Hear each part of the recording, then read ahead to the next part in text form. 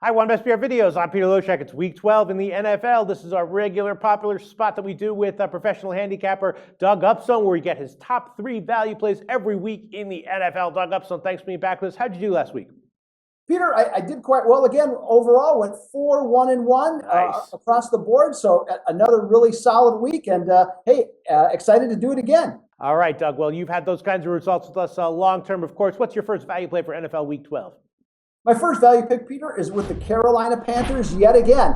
Now, I realize that I sound like everybody's Uncle Frank, who tells the same stories over and over again during the holidays. But with Carolina, with these lines, I just cannot help myself but keep taking them week after week. This team is more underrated than Judi Dench in the James Bond movie as M. Now, the Panthers, opened up as 1-point underdogs, Peter. I don't really understand this, quite honestly at all. This is a very good football team. They're 15-1 in their last 16 games overall. They've covered the spread 11 times.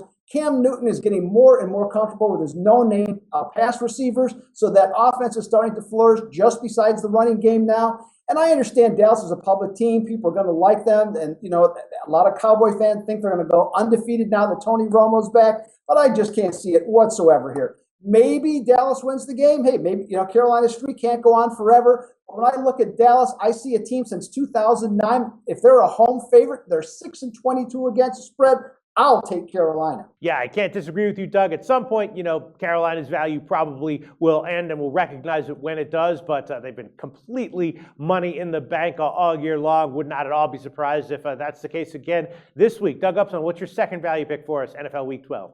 My second value pick is the Miami Dolphins. Now, the Dolphins and the Jets are like a 1998 Ford Taurus, Peter. They are leaking oil badly. Miami is 4-6 straight up. And after the excitement of winning 2 games when they changed head coaches, they're 1-3 straight up and against the spread since.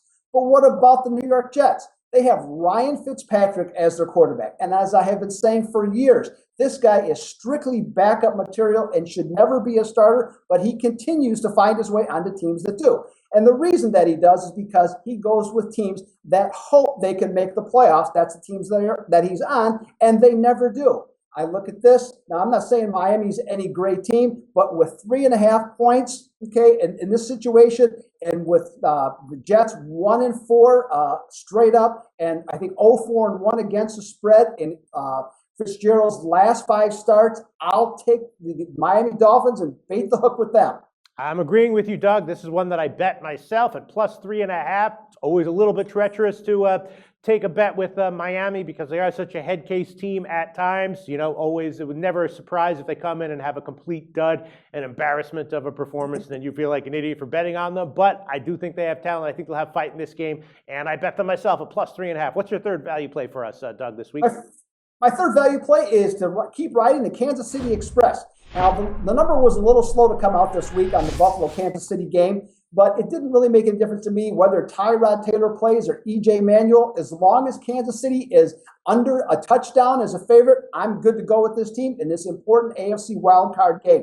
Now, Rex Ryan's team, they play good defense. We saw that on Monday night, but they never have the right quarterback, and they still don't now. And against a Kansas City defense that's only given up 39 points in the last 4 games, I'm not sure how they're going to score. Credit to Andy Reid, the coach of Kansas City, who, despite losing Jamal Charles, has stuck with the running game. And in their last 4 wins, they've averaged 31 carries a game. And when they do that, that makes Alex Smith a better quarterback and a more effective play-action passer.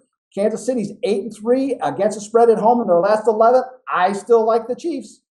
All right, Doug. 3 nice picks this week, NFL Week 12. We'll see how it turns out. Talk to you next week. Thanks, Doug. Thank you, Peter.